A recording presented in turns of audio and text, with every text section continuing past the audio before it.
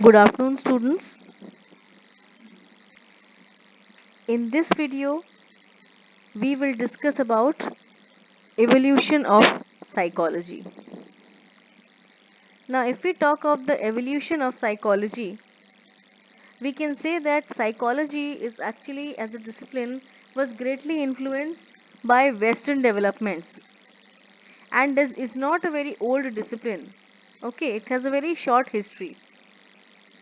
It has actually grew out of ancient philosophy for certain questions which were of psychological significance, like how mind works or how individuals are able to realize, how human beings are able to realize their motivation and their emotions.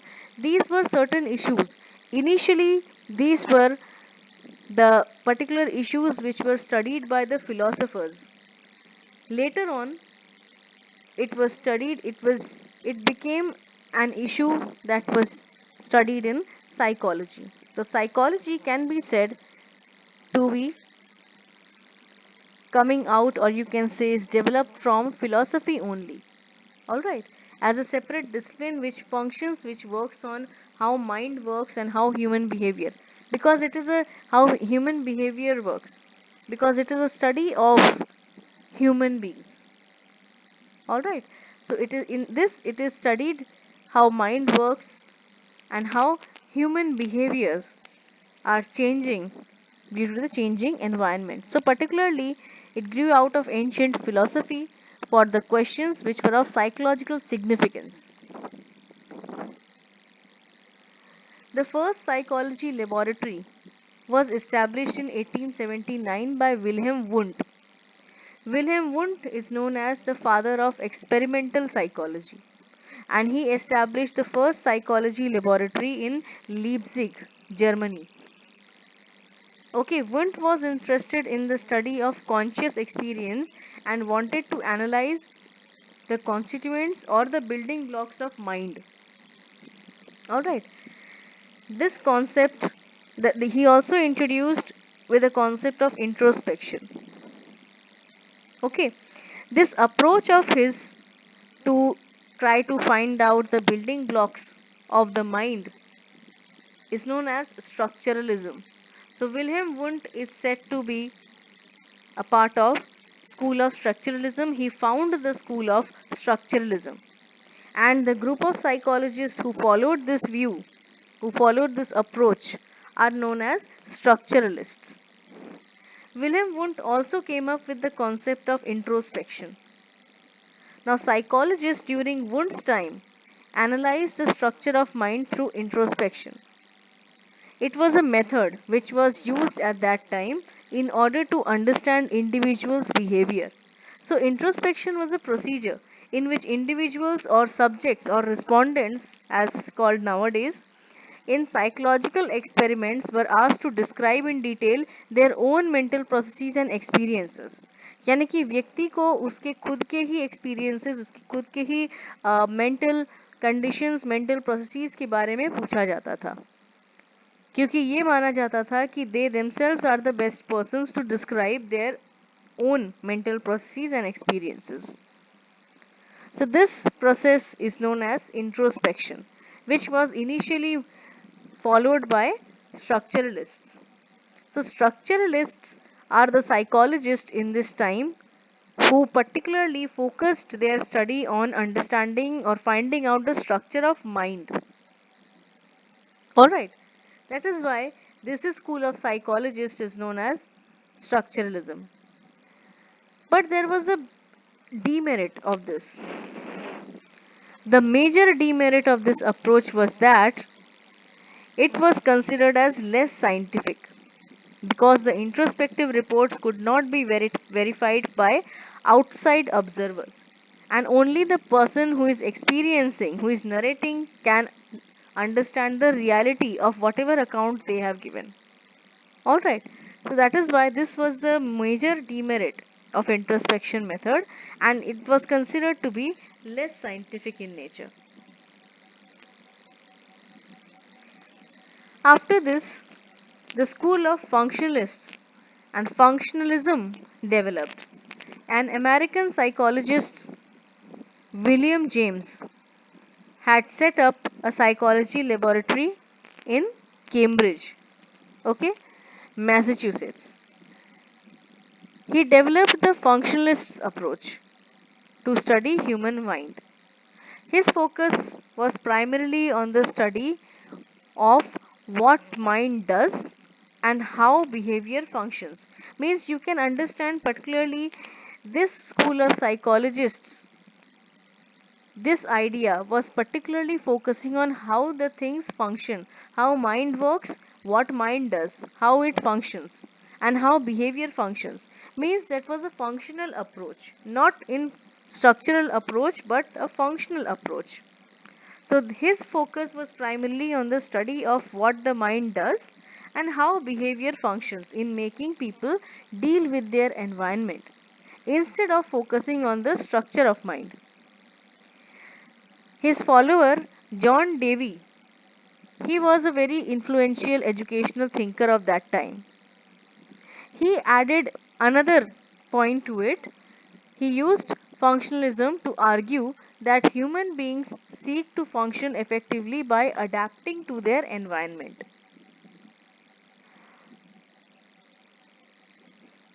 Gestalt psychologists. The Gestalt school of psychologists included psychologists named Kohler, Kafka, and Wertheimer. Okay, Kohler, Kafka, and Max Wertheimer. In early 20th century, a new perspective called Gestalt psychology emerged in Germany only as a reaction to the structuralism of Wundt. This school of psychology focused on organization of perceptual experiences.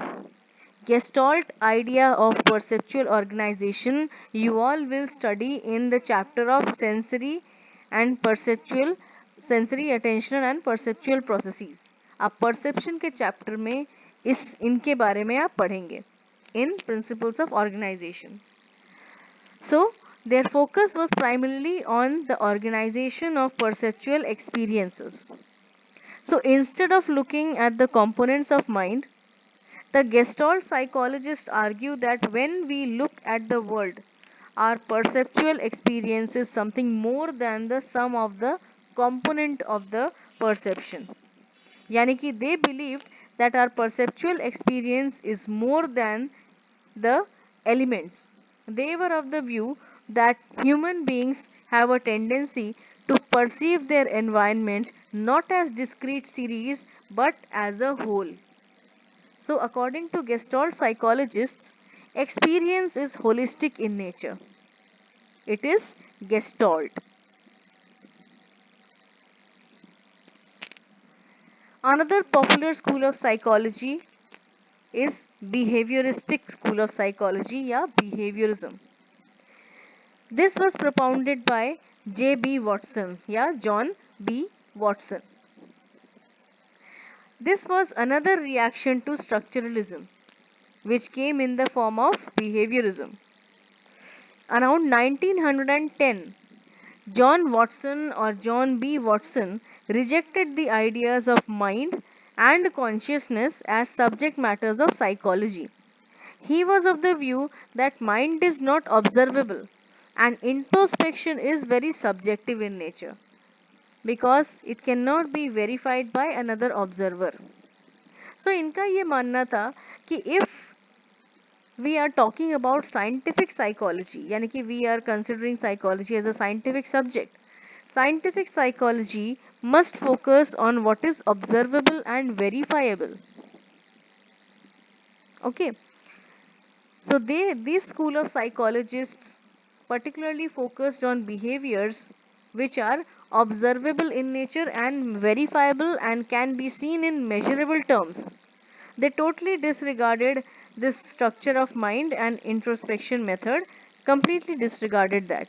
In fact, they stated that scientific psychology must focus on what is observable and verifiable and is seen in measurable terms. This school of psychologists included J.B. Watson, who was the founder, Ivan Pavlov, B.F. Skinner, and Albert Bandura as prominent psychologists. They particularly worked on learning principles. When you will study the chapter of learning, you will come across the theories given by these psychologists. Now we will focus on psychodynamic approach or psychoanalysis. Psychodynamic approach was propounded by Sigmund Freud. Freud viewed human behavior as a dynamic manifestation of unconscious desires and conflict. इनके अनुसार हमारी personality जो है, हम जैसे भी behave करते हैं, whichever way we are dealing with our environment is clearly guided by the unconsciousness. Alright, he founded psychoanalysis as a system to understand and cure psychological disorders. Freudian psychoanalysis viewed human beings as motivated specifically by unconscious desires for gratification of pleasure seeking, and often which are sexual desires. Okay, which are particularly, he has compared them with physiological in nature. He has stated that human beings are guided specifically by the unconscious forces.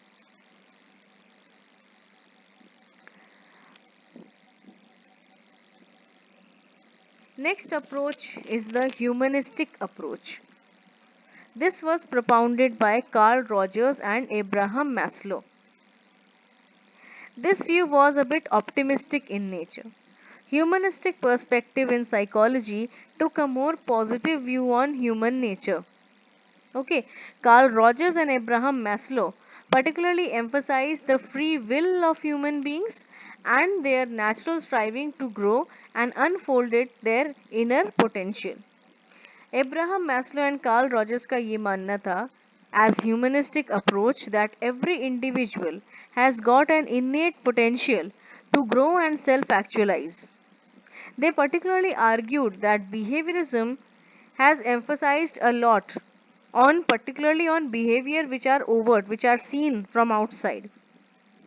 All right, and they have also they have said that behaviorism has made its emphasis on behavior which are determined in environmental conditions, which is in a way undermining human freedom and dignity, and takes a mechanistic view of human nature which human beings are not.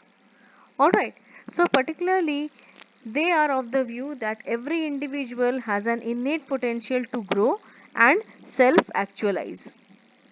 Another view came known as cognitive perspective. Aspects of Gestalt and structuralism were combined and led to the development of the cognitive perspective, which focuses on how we know about the world. Cognition is the process of knowing and understanding, and it involves thinking, understanding, perceiving, memorizing, problem solving, and a host of other mental processes by which our knowledge of the world develops. Means we are like cognitively, mentally processing, mentally operating the various things in our environment and gaining knowledge about our world. So this is the process by which we are able to deal with the environment in specific ways. Mind, according to them, is like a computer, and it receives, processes, transforms, stores and retrieves the information as and when required. So cognitive perspective got combined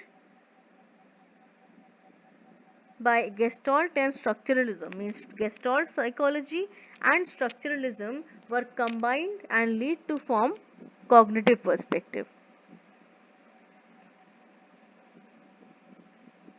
Last but not the least, the constructivism. This was another approach. Modern cognitive psychology views human beings as actively constructing their minds through their exploration into the physical and social world. This view is termed as constructivism. इसमें सबसे ज़्यादा importance, सबसे ज़्यादा work जो किया गया है इसमें जीन पियाजे एंड लेव वाइगॉट्स्की के द्वारा किया गया है.